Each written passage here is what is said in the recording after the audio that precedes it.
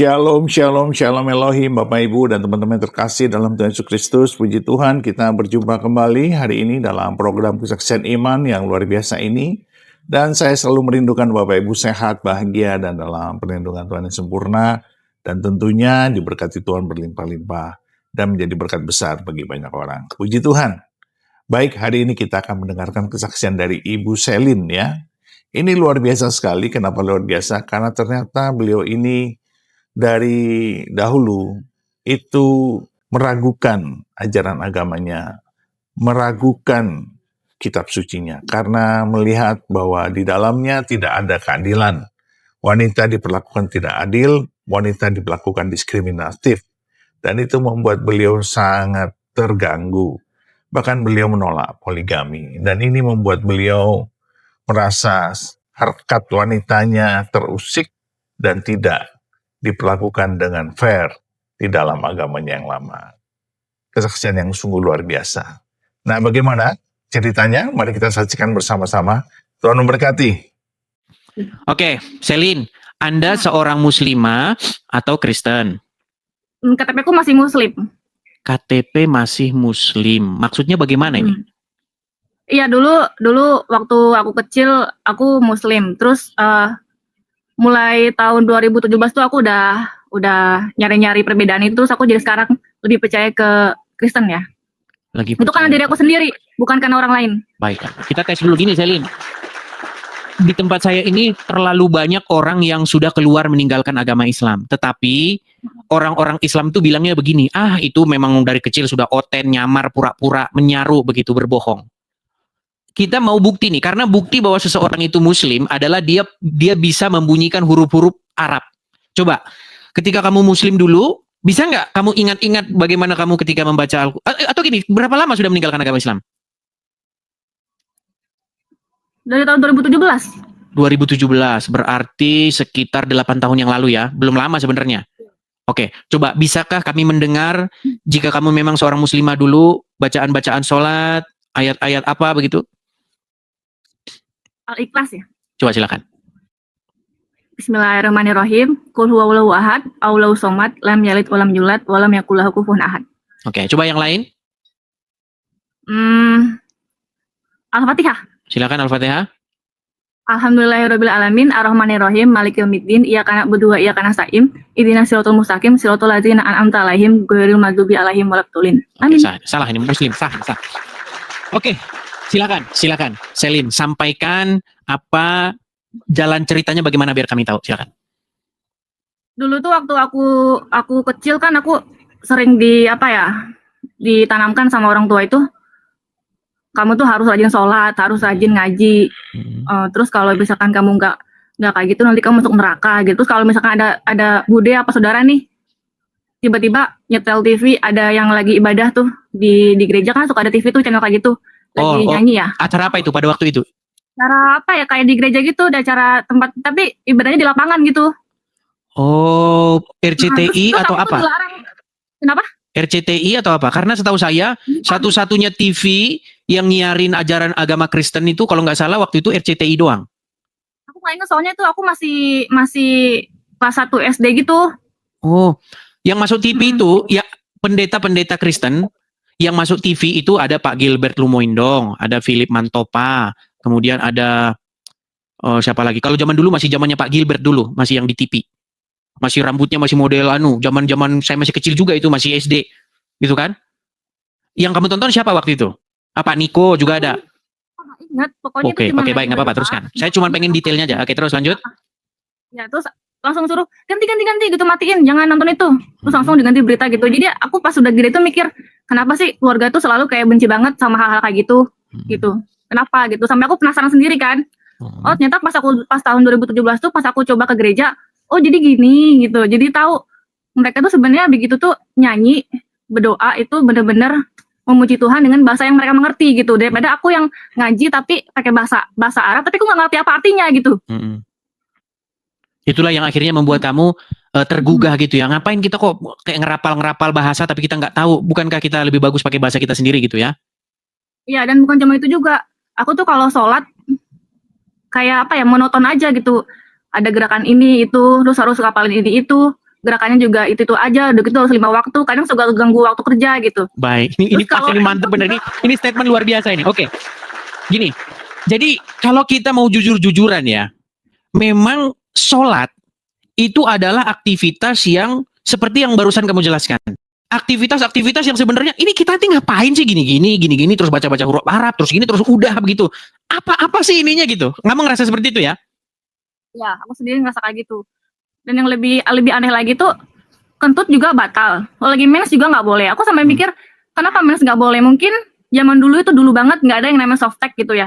Jadi takut kemana-mana darahnya, makanya dilarang gitu sholat lagi mens gitu. Mungkin kalau sekarang kan udah modern ya, udah ada softtek bla bla bla gitu kan. Ya masa kayak gitu aja nggak boleh? Padahal aku aja di gereja kentut lagi mens juga nggak masalah gitu. Harusnya kan Tuhan itu melihat kita gimana cara kita itu niat kita itu mau memuji Tuhan gitu, bukan harus dengan penampilan kita apa gimana, kan harusnya nggak boleh gitu dong, namanya kan pilih kasih. Oke. Baik, jadi intinya apa kebiasaan-kebiasaan dalam agama Islam yang apa namanya hafal-hafalan, terus gerakan-gerakan begini, gerakan begitu, akhirnya membuat kamu itu ngerasa meaningless begitu ya, kayak nggak ada artinya begitu ya? Iya. Oke, hanya ritual-ritual jasmaniah begitu ya? Sering nangis aku tuh kalau sholat nggak tahu nangisin apa ya, kayak nggak dihibur aja gitu. Tapi pas habis dari gereja itu datang aku disambut shalom gitu, bener-bener kayak keluarga gitu. Ditanyain mau penyembah kitab enggak gitu. Terus nyanyi-nyanyi. Oke, kapan itu terjadi? Kapan kamu mulai pindah dari Islam ke Kristen? 2017. 2017. Oke. Makasih Bang Tobias. Jadi setelah itu yang terjadi dari 2017 sampai sekarang bagaimana? Ya beda aja, tapi ya sekarang karena aku mulai beda kepercayaan, teman-temanku juga nggak kayak gimana ya, ada yang nggak setuju, ada yang setuju gitu, kebanyakan sih nggak sejalan. Tapi susah kalau mau maksain mereka untuk ngertiin aku, susah karena mereka juga dari kecil tuh kayaknya mereka ditanamkan begini suci, orang agama Islam tuh suci, jadi susah. Itu memang harus dari diri sendiri gitu, nggak bisa kita ngasih tahu gitu. Oke, baik. Ada sesuatu yang tertanam, pola pikir yang tertanam di dalam pikiran mereka bahwa Islam itu sedemikian rupa, kalau sholat harus bahasa Arab dan lain sebagainya. Iya, baik. Padahal kalau kita membaca Al-Quran, makasih Bang Tobias, makasih Bang. Kalau kita membaca Al-Quran, tidak ada di dalam Al-Quran itu perintah untuk sholat pakai bahasa Arab. Bahkan di dalam Al-Quran, janganlah kamu mendekati sholat dalam keadaan mabuk, hingga kamu mengerti apa yang kamu ucapkan. Begitu. Jadi sholat itu dia harus tahu apa yang dia ucapkan. Kalau dia tidak mengerti apa yang dia ucapkan, dia seperti orang yang mabuk. Kalau orang mabuk itu kan orang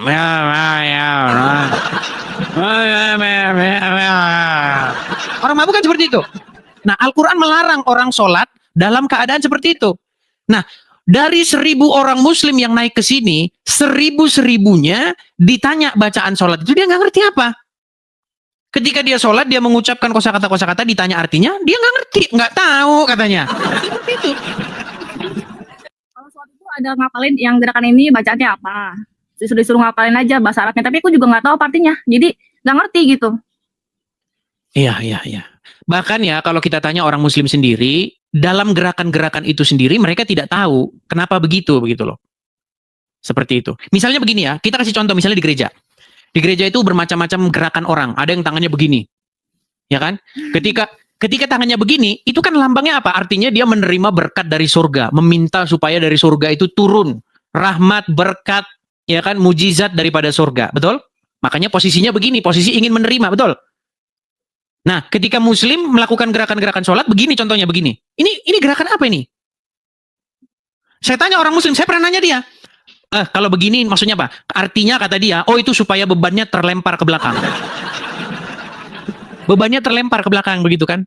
Terus ya, beban terlempar ke belakang ini ngarang dari mana?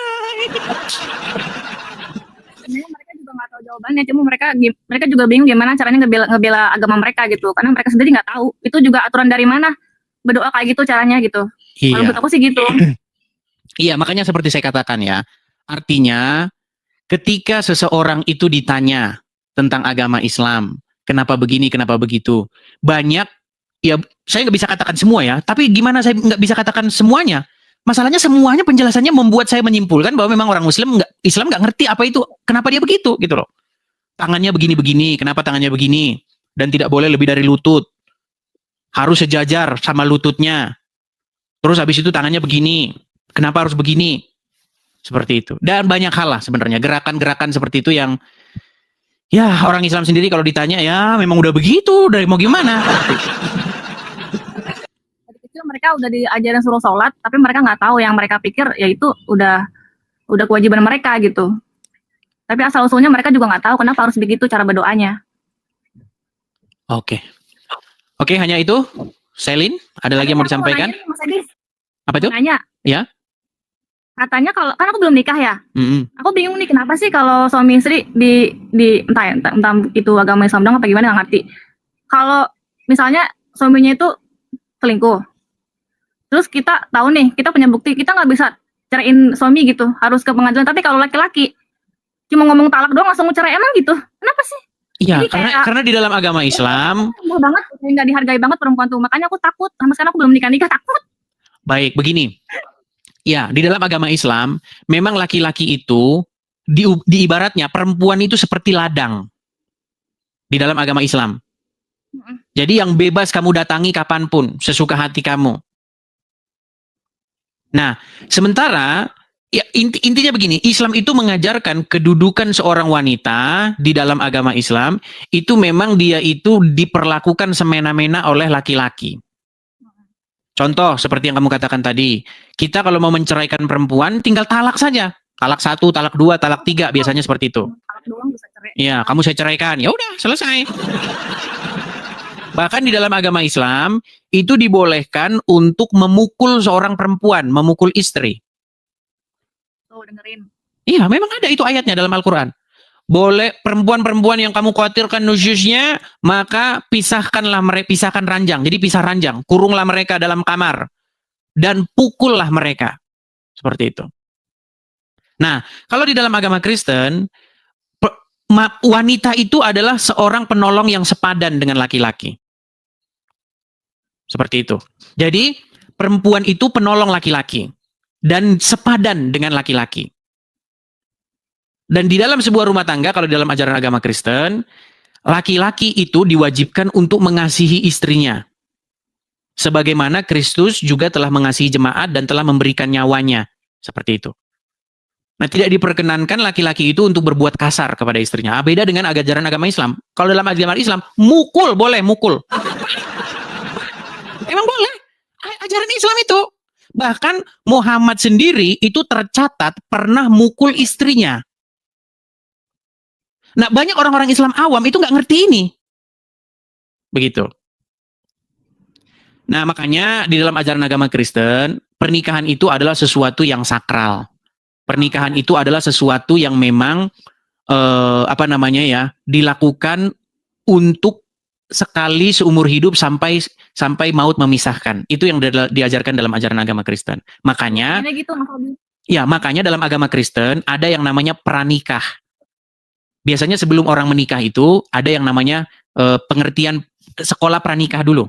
Walaupun bukan sekolah sih namanya, tapi artinya satu pemahaman sebelum seseorang itu masuk ke dalam pernikahan. Seperti itu. Jadi diajarkan begini, konsekuensinya begini. Jadi nggak sembarangan. Begitu. Itu dalam ajaran agama Kristen. Nah, kalau dalam agama Islam ya sah. Cerai. Ya beda, memang beda seperti itu. Jadi kalau saya sarankan kepada Selin, kalau memang benar-benar mau menikah, itu betul-betul harus mengerti lawan ini kita calon kita itu seperti apa, supaya nanti tidak menyesal seperti itu. Karena kita udah hati-hati memilih saja, ternyata setelah nikah orangnya lain, gitu. Iya. Seperti itu. Mungkin ada yang mau disampaikan lagi, Selin? Tapi ngomong-ngomong ini pasti kamu sudah banyak sekali nih pasti yang mau melamar kamu nih ya. Kamu pasti dari Tapi kan nggak gampang, Mas Edi. Iya, betul. Ya artinya kamu harus bisa menerawang begitu seseorang pria ya kan. Ini orang ini beres atau enggak begitu, dan itu makanya perlu yang namanya pengenalan satu sama lain sebelum nikah begitu. Nah, di dalam ajaran agama Islam, Pak Ustadz sering ngomong, di dalam agama Islam tidak boleh pacaran katanya. Gini, di dalam ajaran Kristen, apakah orang Kristen boleh pacaran? Pacaran boleh-boleh saja, yang penting pacaran yang sehat, begitu. Nah, kalau dalam agama Islam, katanya tidak boleh pacaran. Tetapi yang menjadi keheranan, saya pernah berdebat dengan seorang, makasih Kak Ceki, terima kasih, makasih Kak Ceki. Thank you Kak Ceki. Di dalam ajaran agama Islam, pada waktu itu lawan debat saya di Facebook, waktu itu zaman-zaman masih belum ada TikTok, dia bilang begini, lihat tuh orang Kristen pacaran. Pacaran kalau sehat nggak masalah. Pacaran yang sehat, ada batas-batasnya, mengenal satu sama lain, mengenal karakter satu sama lain. Nah, kalau dalam agama Islam nggak boleh pacaran, kata dia. Saya bilang, kalau tidak boleh pacaran, kenapa Allah menempatkan Adam bersama dengan wanita, padahal belum nikah? Berarti justru inisiasi pacaran itu dari Allah. Nah, itu panjang lebar debat kami pada waktu itu. Nah, karena orang Islam sendiri bingung dia, apakah Adam dan Hawa itu ketika ditempatkan di Taman Eden itu, mereka menikah atau tidak? Sampai sekarang orang Islam nggak ketemu jawabannya. Apakah Adam dan Hawa di dalam Al-Quran itu berzina? Apakah dia memang menikah? Karena tidak ada dalam Al-Quran Allah itu menikahkan Adam dan Hawa. Tapi dalam Bible, ketika Tuhan menciptakan perempuan, ya kan? Apa firman Tuhan? Beranak cuculah dan berkembang biaklah dan penuhilah bumi. Jadi beranak cuculah, berkembang biaklah, itu perintah Tuhan. Nah, di dalam Al-Quran, nampaknya, karena orang Muslim juga kebingungan, Adam dan Hawa itu berzina di dalam Al-Quran itu. Makanya kesimpulannya memang, ya nanti kalau saya ngomong penistaan agama itu, ya intinya ya si Juma itu ya anak zina. Gitu. Seperti itu. Juma, Nandar, dan kawan-kawan, menurut Al-Quran mereka itu adalah anak-anak zina. Karena Adam dan Hawa dalam Al-Quran tidak pernah nikah alias berzina. Begitu. Ya, aku juga takut di poligami, Mas Edis, kalau nikah Muslim itu. Kalau dalam Muslim wajib, nanti kamu kalau tidak dipoligami nanti kamu susah masuk surga. Kalau dalam agama Islam, istri yang mengizinkan suaminya kawin lagi, maka pintu surga akan dibuka selebar-lebarnya. Nah, bagi muslim-muslim yang cerdas, itu akal-akalanmu aja itu. Itu bagi muslimah-muslimah yang sudah mulai berpikir seperti itu. Ya, waktu itu juga aku mau cerita nih Mas Edis ya. Jangan. Kan aku punya kenalan tuh. Temen sih. Ya. Teman kok, tapi dia tuh udah punya istri. Nah, terus beberapa kali ketemu sama teman-teman, terus tiba-tiba dia nawarin gini, kamu mau gak nikah sama aku, tapi jadi yang kedua. Hah? Kamu kan udah punya istri, gue bilang gitu. Ya emang kenapa, gini. Ya pokoknya singkat cerita, dia bilang gini, di dunia ini itu, yang paling banyak itu perempuan, bukan laki-laki. Survei Jadi, dari mana? Makanya, kenapa? Survei dari mana? Nah itu dia yang mengklaim sendiri. Jadi makanya kenapa laki-laki itu harus menikahi lebih dari satu perempuan, kata dia. Terus, menurut kamu kalau misalkan lebih banyak perempuan, kamu harus nikah lebih dari satu gitu? Emang istri kamu gak apa-apa? Istri saya gak apa-apa, dia ngizinin kok. Hah? Kamu gila, kamu sakit ya, gue bilang. Kamu jangan gitu, itu namanya kamu menyakiti hati perempuan, gue bilang itu. Di situ aku berantem sama dia gara-gara aku gak setuju dia mau nikah lagi, tapi dia gak kasihan sama istri dia gitu. Iya. Tapi dia tetap aja kekeh. Dia merasa opini dia itu benar dengan ajaran dia, kali nggak ngerti juga. Tapi gimana ya? Masa dia nggak punya perasaan sih? Dulu dia nikahin istrinya pakai cinta, pakai sayang, tapi sekarang dia malah kayak gitu. Jadi kayak nggak menghargai perempuan banget gitu. Aku udah bilang sama dia sampai aku berantem, kamu jangan kayak gitu, kasihin istri kamu, walaupun dia bilang nggak apa-apa, tapi kamu nggak tahu gimana perasaan dia, aku bilang gitu. Sakit tahu hati dia. Iya, itu seperti yang dialami oleh istrinya Agim, Teteh. Siapa namanya? Teteh siapa? Istrinya Agim kan seperti itu. Agim kan nikah lagi pada waktu itu kan. Akhirnya cerai dengan istrinya, tapi akhirnya kembali lagi rujuk seperti itu. Ya, Arman Maulana, tahu kan Arman Maulana, vokalisnya Gigi, tahu kan? Dia itu seorang Muslim, tetapi dia saja tahu seperti itu bahwa memperlakukan wanita seperti itu akan menyakitkan. Kan ada liriknya itu. Berawal dari Facebook baruku, kau datang dengan cara tiba-tiba, kan? Terpikir hati untuk mendua, tapi nurani tak bisa mendua. Ku hanya bisa berbagi. Seperti itu. Artinya memang hati nurani itu memang tidak bisa dibodohi begitu. Ya kan? Artinya itu pasti akan membuat hati istrinya itu pasti ya sakit lah seperti itu. Nah, bagaimana mungkin di dalam ajaran agama Islam itu mengajarkan yang demikian? Bahkan disunahkan itu sunnah. Ya kan? Sunnah. Kalau menikah lebih daripada satu, itu justru mengikuti Muhammad. Tapi ini percaya nggak percaya, survei yang saya lakukan kepada banyak seorang perempuan muslimah, mereka tidak setuju dengan poligami. Seperti itu. Jadi memang ya hati nurani sendirilah memutuskan Islam itu menurut Anda pantas nggak diikuti, gitu aja. Kadang-kadang kita nggak usah jauh panjang lebar kali tinggi bahas kemana-mana, tapi nggak ini. Yang sederhana-sederhana saja lah. Islam itu kan mengajarkan begini, ya kan? Dan lain sebagainya, seperti itu. Iya Mas Edes, kasihan aja gitu yang mau dipoligami. Cuman karena dijanjiin surga atau gimana nggak ngerti. Ya, katanya istri yang mengizinkan suaminya kawin lagi, maka pintu surga akan terbuka lebar. Kalau gitu, kalau perempuan juga nggak mau lah diduain. Nggak masuk akal banget. Ya, kadang-kadang kalau kita berpikir ya, bisa jadi itu ya cuman karang-karangannya yang nulis hadis itu aja, gitu. Dia anak dari kecil udah agamis, udah ditanamkan seperti itu ya susah. Iya. Dia percaya aja gitu. Oke, hanya itu. Selin, ada lagi yang mau disampaikan? Banyak sih cerita tapi udahlah, kasihin yang lain dulu, kasih dia naik dulu, Merin. Oke. apa-apa. Habis ini Thank you. banyak yang ingin Next time kami untuk. Habis ini banyak yang ingin kamu ajak kenalan tuh pasti. Oke, terima kasih Selin, saya turunkan. Terima kasih Selin, saya turunkan. Selamat malam, saya turunkan. Puji Tuhan, puji Tuhan, puji Tuhan, kesaksian yang dahsyat dari Ibu Selin. Dan mari kita terus berdoa supaya beliau bertumbuh, berakar, dan berbuah yang kuat di dalam Tuhan. Dan akhirnya menjadi berkat besar bagi banyak orang. Dan tentunya kita juga harus berdoa, bersyafaat, bersaksi, dan menjadi berkat besar bagi banyak orang. Dimanapun kita ditempatkan di Indonesia ini.